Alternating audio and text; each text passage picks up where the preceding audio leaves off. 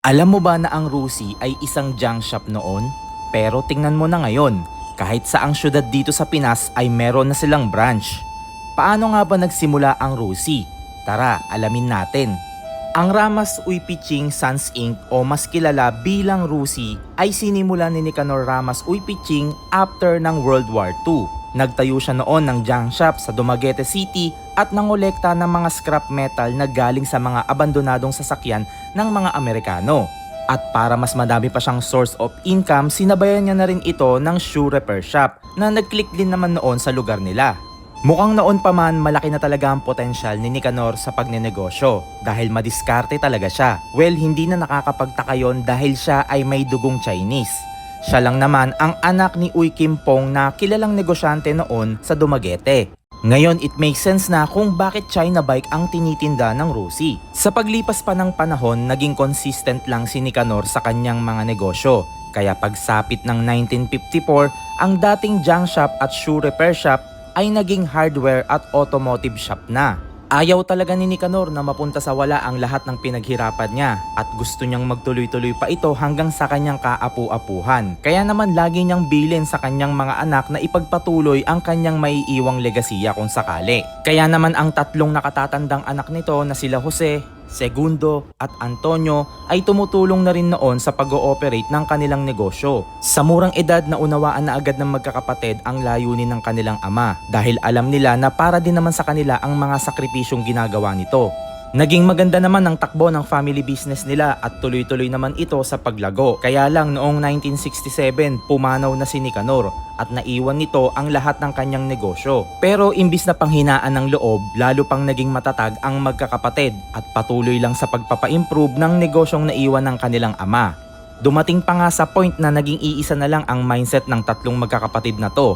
At yon ay mas palakihin palalo ang business nila. Kaya nung panahon na to nakipag-partner na rin sila sa Honda Philippines at naging distributor ng mga Japanese bikes. Pero syempre pagdating sa negosyo hindi naman palaging paldo. Dahil noong 1980 nagsimula nang bumaba ang sales ng mga Japanese bikes, especially sa Honda.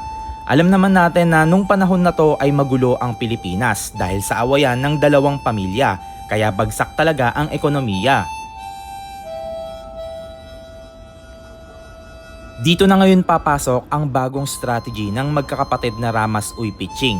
Nakita nila na mas mura ang manufacturing cost ng mga Chinese factory. Kaya naisip nila na what if mag-angkat na lang tayo sa China at i-rebrand na lang dito sa Pinas. Kaya naman noong 1987, dito nila sinimulan ang pagbebenta ng motorsiklo na may sarili na nilang brand. At ang main target consumers nila ang masa o sa madaling salita, ang mga simpleng manggagawang Pilipino. Alam naman natin na basta mura tatangkilikin talaga yan ng mga Pinoy. Kaya naging in-demand talaga ang mga motor nila dahil mas affordable ito kesa sa mga Japanese bike. Kahit sino kayang maglabas ng motor nila dahil nasa 500 pesos lang ang down payment nito. Kaya kung ikaw yung tipo na gusto lang magka-service pang commute sa trabaho, Rusi talaga ang pipiliin mo. Kaya naman ganun na lang din kabilis dumami yung mga branch nila nationwide. Pero naging controversial si Rusi dahil sa issue niya about sa copycat.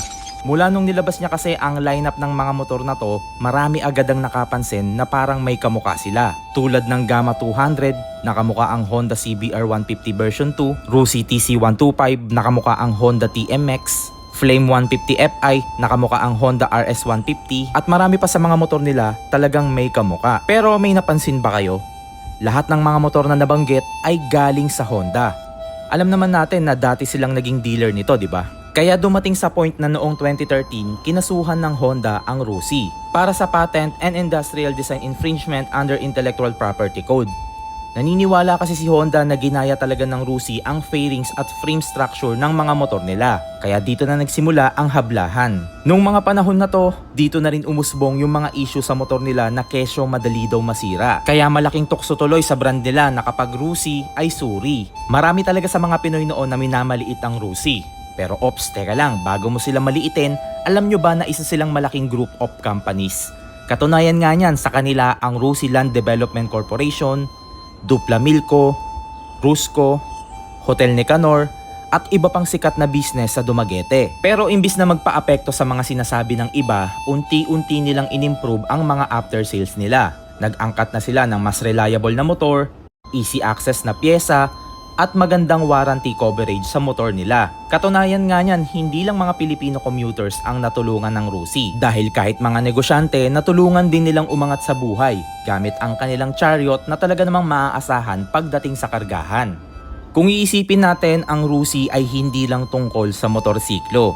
Ito ay kwento ng isang pamilya na hindi sumuko sa hamon ng buhay. Mula sa simpleng simula, para sa malaking pangarap. Gusto or ayaw mo man sa kanila, hindi natin maitatanggi na ang Rusi ay naging parte na sa bawat kwentong buhay ng mga Pilipino.